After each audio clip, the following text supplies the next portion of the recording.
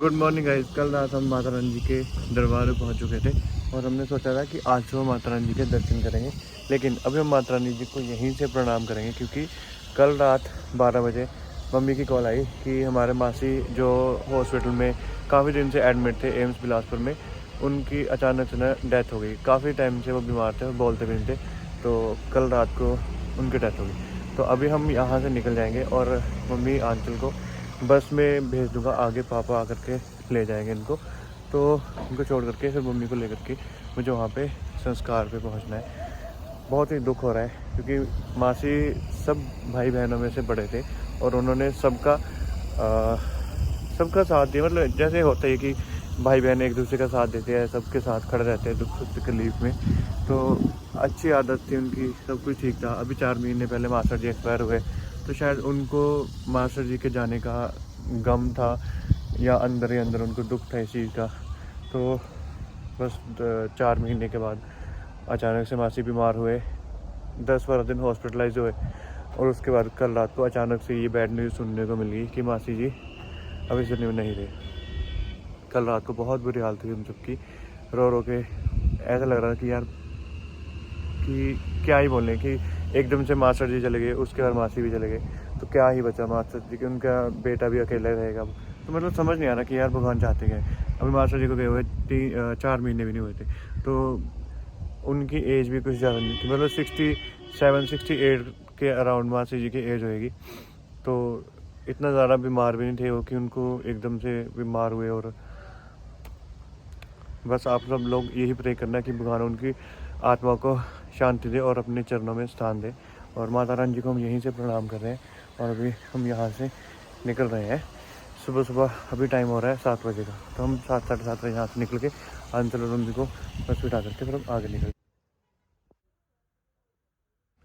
So guys, आज बिना माता टेके हमें वापस घर जाना पड़ेगा क्योंकि थोड़ी सिचुएशन ऐसी हो गई है। और हमने ऐसा सोचा था कि एक तो मम्मी को यहाँ पे लेके आएंगे, मम्मी का थोड़ा मूड ठीक होगा क्योंकि चंडीगढ़ से यहाँ पे 1.5 आवर का डिस्टेंस था और घर जाने के लिए 4 to 5 आवर्स लग जाते, तो इतना नहीं हो पा रहा था ट्रैवल। तो हम यहाँ पे आए, फिर हमने आज मतलब मम्मी को लेके मैंने अपने ससुराल भी जाना था, लेकिन जाते जाते ही रह गए एक तरह का। अभी वहाँ पे सिचुएशन हो रहा है, तो अब मैं और मम्मी घर जा रहे हैं और इनको मैंने बोल दिया कि आप घर जाओ। तो हम बाय बस थोड़ा सा जाएंगे और उससे आगे पापा को मैं बुलाने वाली हूँ कि पापा आप पर्टिकुलर इस जगह पे आ जाओ। तो फिर हम अब घर जा रहे हैं। बस अभी यहीं से माथा टेक लेते हैं। सामने माता नैना देवी जी का दरबार है। तो बोलते हैं ना, देखो बिल्कुल यहाँ पे पहुँच के भी हम वहाँ पे जाके अपनी हाज़िरी नहीं लगवा सकते जब तक उनका बुलावा ना आए। बिल्कुल उनके दरबार के नीचे हैं हम, लेकिन वहाँ तक नहीं जा सकते। अभी ना सिचुएशन ऐसी हो गई है, एक मेरा मन हो रहा है कि मैं इनके साथ घर जाऊँ क्योंकि कहीं ना कहीं वहाँ पे मम्मी ये इन सब का वैसा होगा, वैसी कंडीशन होगी। मम्मी गाड़ी में से देखना यार, कुछ भी अननेसेसरी चीज़ें हैं वो दे दो, फिर मैं डस्टबिन में फेंकूँ। अब मम्मी भी वही बात करते हैं कि मम्मी अभी क्या क्या हो रहा है ये। तो मम्मी वही बोल रहे हैं कि पहले हम खुद से परेशान थे, जो चीज़ें चल रही थी 10 दिन हो गए शायद इन चीज़ों को स्कैन वगैरह करवाते, और अभी दूसरी तरफ से मुझे मेरे मैं यही बोल रही थी कि मैं यहाँ पे मैं चाहती हूँ कि मैं अपनी मम्मा के पास तब तक रहूँ और मेरे इन लॉज जो है वो हमेशा ठीक रहे, उनकी तबीयत ठीक रहे। लेकिन उस साइड पे भी वैसी न्यूज़ सुनने को मिल रही है, तो किसी भी तरफ से अच्छी खबर सुनने को नहीं मिल रही। तो हम सब ऐसे दुखी हैं कि क्या चल क्या रहा है, हो क्यों रहा है ये सब। मतलब जब से ये 4-5 महीने पिछले गए हैं, इतनी अजीब अजीब चीज़ें सुनने को मिल रही हैं, कुछ अच्छा हो ही नहीं रहा। जब भी कुछ सोचते कि अब थोड़ा ठीक हुई है सिचुएशन, फिर उसके बाद कुछ ना कुछ वैसी खबर सुनने को मिलती है।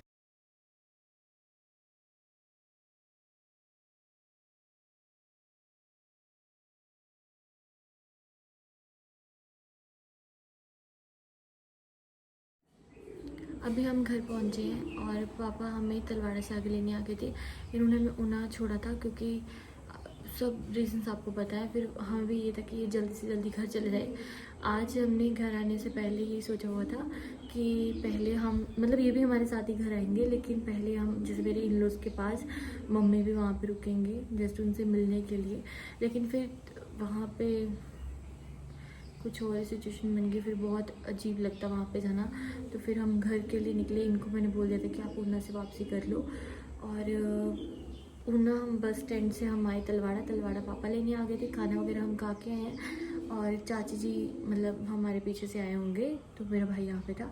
चाची खाना वगैरह बना के गए हैं, रात तक का हमारा खाना बना हुआ है। मम्मी अभी रेस्ट कर रही है क्योंकि कल और आज 2 दिन ट्रैवल है, कल और आज 2 दिन का ट्रैवल, और उससे पहले भी चंडीगढ़। और जिस दिन घर पे थे तब भी मम्मी थोड़ा ठीक थे, लेकिन मम्मी कुछ यही कामों में लगे रहे, तो मम्मी की तबीयत थोड़ी ऐसी थी कि मम्मी को थकान हुई पड़ी थी और उनको रेस्ट की ज़रूरत थी। मेरे तो बाल अभी मैं जस्ट थोड़ा सा रेस्ट करके सोई तो नहीं हूँ, लेकिन थोड़ा रेस्ट करके तो मुझे हुआ कि आपके साथ थोड़ी सी चीज़ शेयर करती हूँ। जब मैंने आपको लास्ट टाइम वीडियो में बोला था कि हम डीएमसी का सोच रहे हैं, लेकिन हमारी एक बुआ जी हैं, वो चंडीगढ़ में रहते, तो उन्होंने हमें बोला था कि आप चंडीगढ़ आ जाओ, तो वहाँ पे यहाँ इस हॉस्पिटल में आप ये चीज़ करवाओ। तो यही था कि जिस हिसाब का हॉस्पिटल मतलब जो भी कोई हमें अच्छा से गाइड कर दे, तो फिर हम गए। और मैंने जितने मैक्सिमम कमेंट उस वीडियो में पढ़े, सबने हमें अवॉइड किया कि आपको डीएमसी नहीं जाना चाहिए। तो मम्मी को गाइनों के साथ साथ एक और डाउट डाला हुआ था, तो उसकी प्रॉब्लम की वजह से फिर हम रिस्क नहीं लेना चाहते थे कुछ भी कि हम वो उस चीज़ की सर्जरी करवा लेते, लेकिन भगवान न चाहे उसको कल को कोई प्रॉब्लम हो गई, तो हमें उन डॉक्टर के पास विज़िट करना था जो उस दोनों चीज़ें मतलब जैसे मर्जी हैंडल करें। तो उसकी वजह से हम चंडीगढ़ गए, दो बार हो गया ना चंडीगढ़। और कल तो इतना टायर्ड थे, पहले हम चंडीगढ़ में स्टे करने वाले थे, लेकिन फिर इन्होंने बोला कि मम्मी का थोड़ा मूड ठीक हो जाएगा, हम माता नैना देवी जी के चले जाते हैं दरबार में। और ये भी क्लियर नहीं ना था क्योंकि डॉक्टर ने बोला था नेक्स्ट डे हमारे पास विज़िट करना और आपकी PAC जो है ना वो क्लियर हो जाएगी। बट मैंने जब वापस कॉल किया वहाँ पे, तो उन्होंने सीधा मना कर दिया। उन्होंने बोला कि मम्मी की शुगर जो हाई रह रही है, उसकी वजह से फिर PAC नहीं मिलती। तो फिर अभी मम्मी जैसे हफ्ते तक अगर अपनी शुगर बैलेंस कर लेते हैं, उसके पास मैं कुछ बटाला से रिपोर्ट्स वहाँ पे डॉक्टर को व्हाट्सएप करूँगी, देन वो पता नहीं मानते हैं। फिर उसके बाद PAC एक्सेप्ट होगी और उसके बाद हमें ऑपरेशन डे की मतलब सर्जरी की डेट बताएंगे। यार कबूतर आ गया है क्या घर पे, इसलिए मम्मा बोल रहे हैं कि ग्रीन नेट लगवानी है। अभी कल जाती हूँ मैं अपने भाई के साथ, ये सब 2-4 चीज़ें मुझे घर के यहाँ की करवानी है, क्योंकि ऊपर मुझे लग रहा है कबूतर आ गया अंदर ही, तो वो तो पूरा क्या है, तूफान तो नहीं है, क्या है।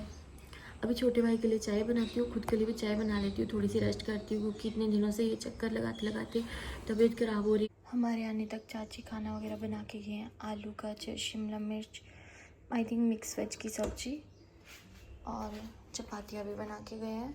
दूध को उबाला लगवा दिया हुआ है, मैक्सिमम सारी चीज़ें हो चुकी हैं। और मैंने बैक मतलब एक कॉल कर दी थी, तो हमारे हेल्पर भी आके सारे बर्तन वगैरह कर गए हैं ताकि हम आराम से रेस्ट करें। और अभी मम्मी ले रही है नैप, और मैं भी थोड़ी देर के लिए सो जाऊंगी क्योंकि बहुत थक चुकी है। टाइम कितना हो गया, टाइम 4:30। चलो चाय बनाती हूँ, पापा तो अभी लेट आएंगे, चाय बनाते हैं और थोड़ी देर रेस्ट। पूरा रेनबो बना हुआ है यहाँ से लेके वहाँ, क्योंकि अभी बारिश भी हो रही है और एक तरफ देखिए वहाँ पे भी दिख रहा है बारिश हो रही है और धूप भी निकली हुई है और साथ साथ में बारिश हो रही है, तो उस वजह से रेनबो भी निकल चुका है।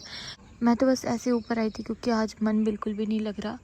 खाना वगैरह बना दिया हुआ है रात तक का, लेकिन जो चीज़ें अभी जैसे इन-लॉज़ फैमिली में सुनने को मिल रही हैं और जैसी सिचुएशन चल रही है, उस वजह से मन बहुत ज़्यादा नीचे मेरा बिल्कुल भी मन नहीं हो रहा था। और कपड़े वगैरह सब चीज़ें मैंने मम्मी से थोड़ी सी डांट भी खाई क्योंकि आज कपड़े मैंने नहीं धुले, आज मम्मी ने ही कपड़े धुल दिए थे जो भी हॉस्पिटल के कपड़े वगैरह पड़े हुए थे। तो डांट इसलिए पड़ी क्योंकि मैं दोपहर में मैं सो गई और इधर से बारिश स्टार्ट होगी तो वो सारे कपड़े गीले हो गए, तो मम्मी बोलते कि थोड़ा सा डांट पड़ी उस वजह से। मुझे बहुत सारे लोग कमेंट कर रहे हैं मम्मी की हेल्थ को लेके, लेकिन एक और चीज़ है जो मेरी इन-लॉज़ फैमिली में हुई है।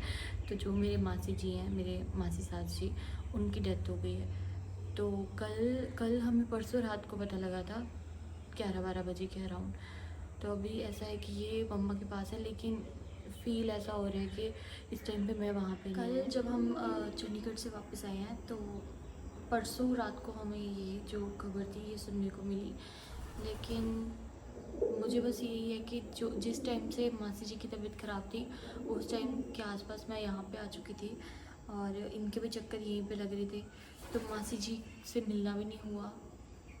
और कुछ ही मेरे ख्याल से 4 महीने हुए होंगे मासी जी को गए हुए। उनको तो एक बार देखा भी था जब वो बीमार थे, लेकिन मासी जी का किसी को भी ऐसा पता नहीं था।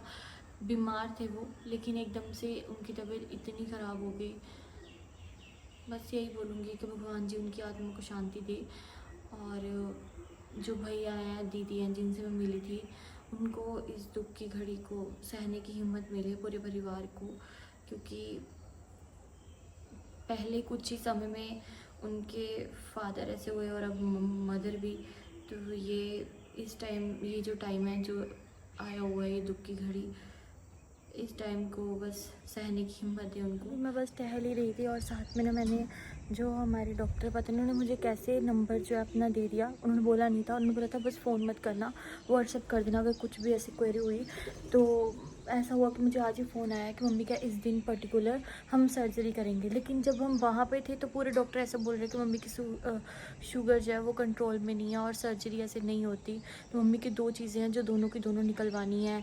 अब उसमें नॉर्मल सर्जरी होती है या रोबोटिक सर्जरी होती है, कुछ समझ नहीं आया मुझे। जो हमारा मन है वो फाइनल डिसीजन हमसे पूछेंगे, और उन्होंने बोल दिया कि आप ट्यूसडे आ जाओ। अगर सब कुछ, हाँ उन्होंने बोल दिया कि अगर शुगर ठीक रही, सब कुछ नॉर्मल रहा, तो वेडनेसडे तक मम्मी की सर्जरी हो जाएगी। और मम्मी ना कल या परसों से पेन में है, क्योंकि हमारा ऐसे जो ट्रैवल हो रहा है 5-5 घंटे, ऐसा होता है ना कि मैंने शायद चंडीगढ़ तक का सोच के एक बैड डिसीज़न तो नहीं लिया क्योंकि मम्मी से इतना सफ़र होगा या नहीं। लेकिन अभी जब हमें सब चीज़ें ठीक लग रही हैं और अभी डॉक्टर ने भी बोल दिया है कि आप ट्यूसडे को आओ, तो मैं अभी मम्मी को बता देती हूँ, इन्फॉर्म कर देती हूँ, क्योंकि हमारी 1-2-3 बैग पैक हों। बिल्कुल घर पास नहीं है, बहुत ज़्यादा डिस्टेंस है वहाँ से। तो ये है कि अगर कुछ भी मुश्किल होगी तो मेरे इन लॉज बिल्कुल वहाँ पे पास में हैं।